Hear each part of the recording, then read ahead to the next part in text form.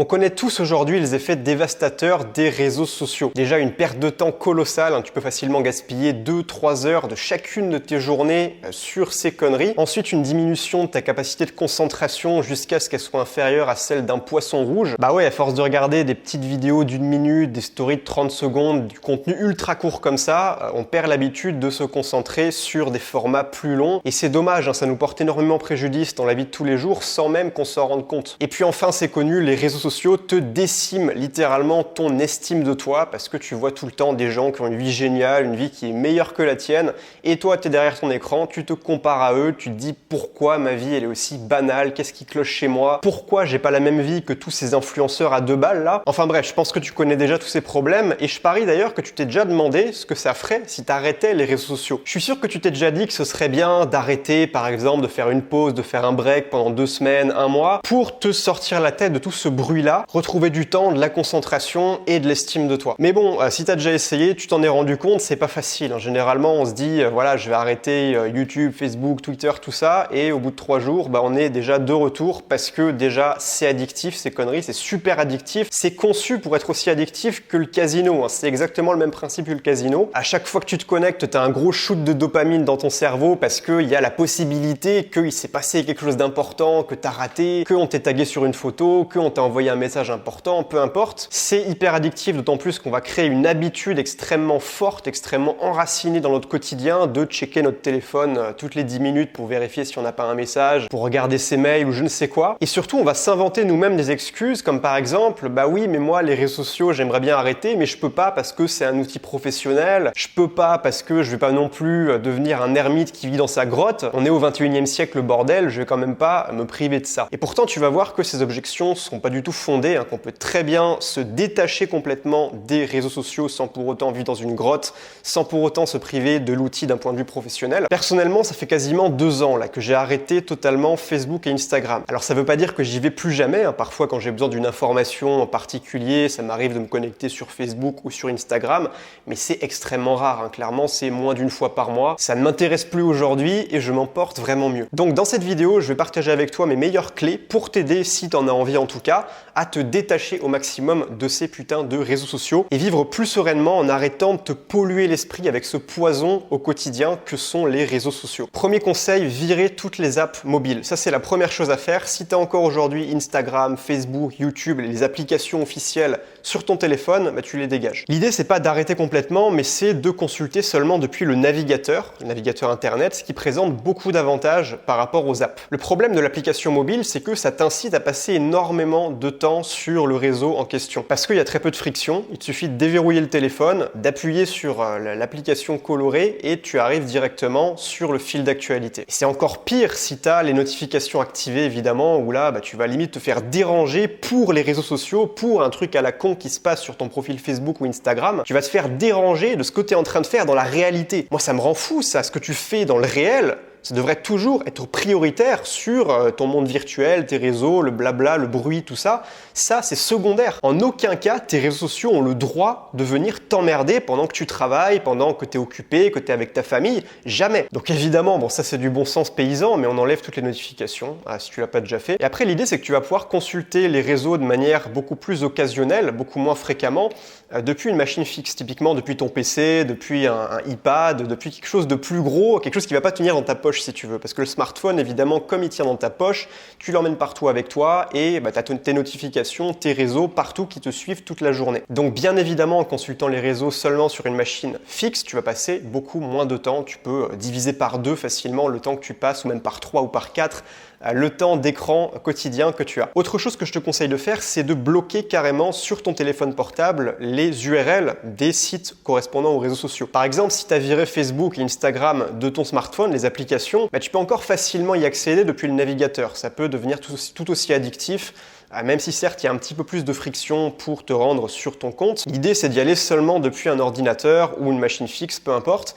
Donc ce que tu vas faire, c'est que tu vas télécharger un bloqueur d'URL. Tu tapes donc soit dans le App Store, soit dans le Play Store URL bloqueur et tu vas trouver plein de trucs qui font le taf. Moi j'en ai plusieurs. Il n'y en a pas un qui se démarque des autres, mais en général regarde les reviews, prends-en un qui a de bonnes reviews et tu bloques ensuite tous les réseaux sociaux. Donc, par exemple, là je te mets à l'écran, si j'essaie de me rendre sur YouTube depuis mon téléphone, ça va immédiatement me dire que je ne peux pas y accéder parce que ça a été bloqué par un bloqueur de contenu. Maintenant que ça c'est fait, que ton téléphone est devenu un appareil sans distraction, si tu as bien suivi mes consignes, ce que tu vas pouvoir faire, c'est bloquer les fils d'actualité. Dans les réseaux sociaux classiques, en général, on a d'un côté le fil d'actualité, c'est que tu fais défiler comme ça, que tu scrolles, et de l'autre côté, la messagerie. C'est les deux fonctions principales, et là, le but, ça va être de les dissocier. Parce qu'en soi, les messageries, c'est pas le problème. Ça te permet de communiquer avec ta famille, avec tes amis, avec tes partenaires professionnels, peu importe. Par exemple, WhatsApp, bon, tu vas pas passer 3 heures de ta journée sur WhatsApp. Si on t'envoie un message, tu vas répondre. À la limite, si tu as besoin de contacter quelqu'un, tu vas lui envoyer un message.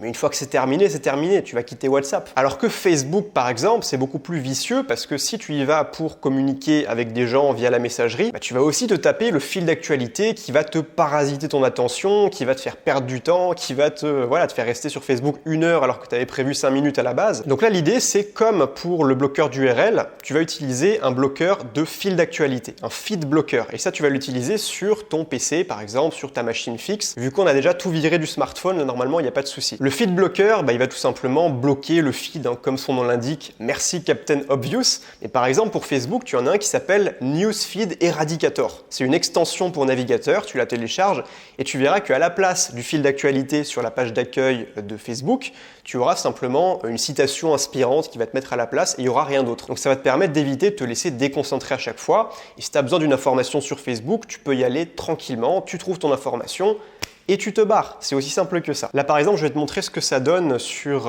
YouTube. Je vais aller sur YouTube, tu vas voir la page d'accueil. Voilà, tu vois, c'est tout blanc. Il n'y a rien. Normalement ici, tu as toutes les vidéos à la con avec les miniatures qui clignotent dans tous les sens. Moi, il n'y a rien. Et donc, je peux regarder simplement mes abonnements. Alors moi, je suis pas connecté aussi. J'utilise la navigation privée pour à chaque fois devoir me reconnecter pour ajouter de la friction.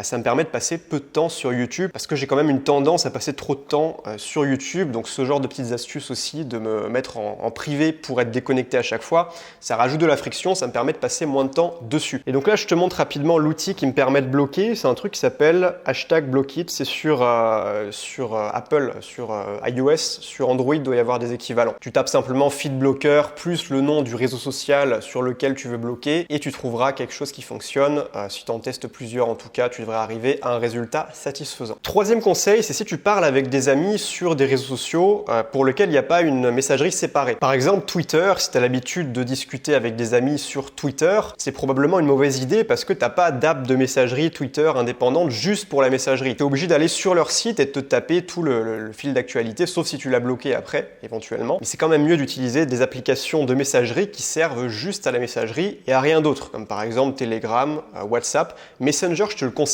pas parce que tu sais, il t'affiche les stories de tes amis.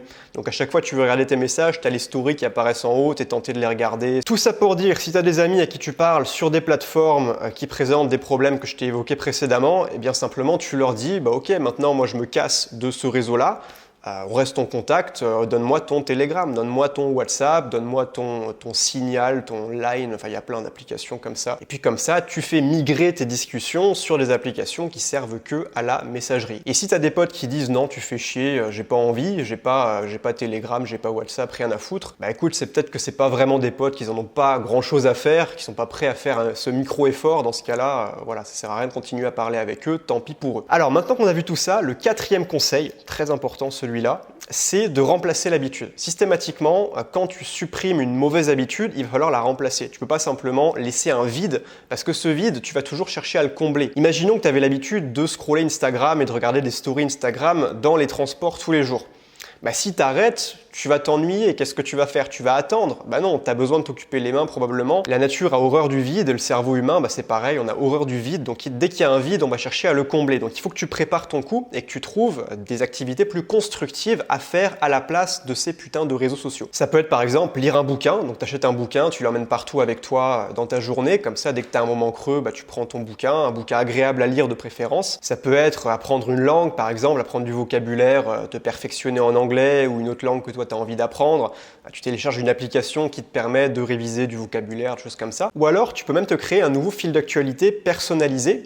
Il y a une app par exemple qui s'appelle Feedly qui te permet de capter le flux RSS. Alors je comprends pas trop ces trucs-là, mais en gros tu peux recevoir les articles de blogs que tu aimes bien.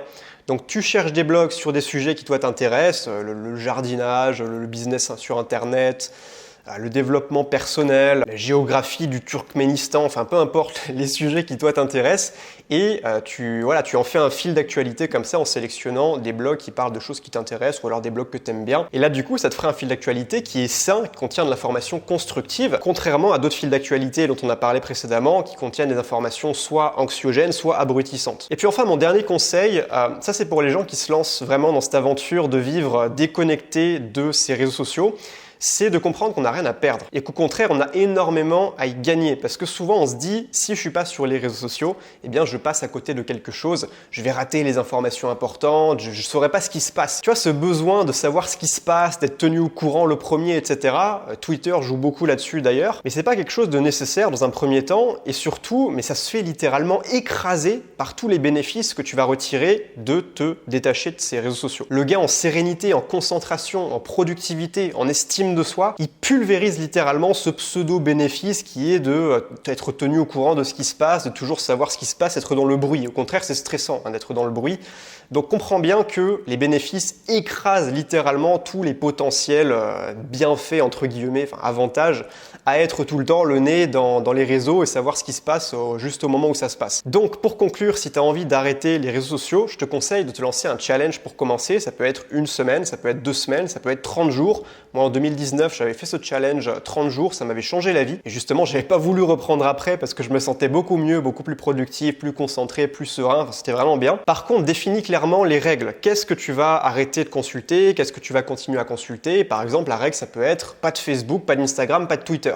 Je peux regarder éventuellement des vidéos sur YouTube, je peux utiliser les applications de messagerie, pas de souci. Par contre, Twitter, Instagram, j'avais dit quoi, Facebook, pendant 30 jours, tu les laisses au placard, tu n'y touches pas. Donc, il faut être clair avec toi-même sur la règle. Et maintenant, si tu veux profiter à fond de cette période sans réseaux sociaux, ou au moins détaché des réseaux sociaux pour te focaliser à fond sur tes projets, pour atteindre tes objectifs, pour passer à l'action, je te recommande vivement de démarrer ma formation gratuite 12 stratégies pour te construire une vie extraordinaire. Donc pour résumer, c'est une formation vidéo qui dure à peu près 1 heure, qui contient les 12 meilleures stratégies que j'ai appliquées moi-même dans ma vie sur ces 5 dernières années et que plein d'autres ont appliquées, qui marchent, qui donnent du résultat, qui vont te permettre d'atteindre tes objectifs de la manière la plus optimale possible, le plus rapidement possible. Bon, je te préviens, c'est pas des petites pilules magiques, c'est pas des petits hacks, c'est des grands principes, des grands fondamentaux. Mais si tu utilises ces 12 grands principes, ces 12 grandes stratégies dans ta vie quotidienne, tu vas avoir des résultats juste spectaculaires, ça je te le garantis. Donc le lien pour recevoir gratuitement cette formation cadeau se trouve juste en dessous. Tu cliques sur le lien, tu me laisses ton email et moi je t'envoie la formation jour après jour. Il y a 4 vidéos au total, tu les reçois directement par mail et tu regardes ça à ton rythme. Pense à prendre des notes aussi évidemment et surtout à passer à l'action derrière. Donc sur ce, je te dis à très vite dans la formation si tu l'as pas déjà démarré. Passe une super journée, c'était Emilio, ciao ciao.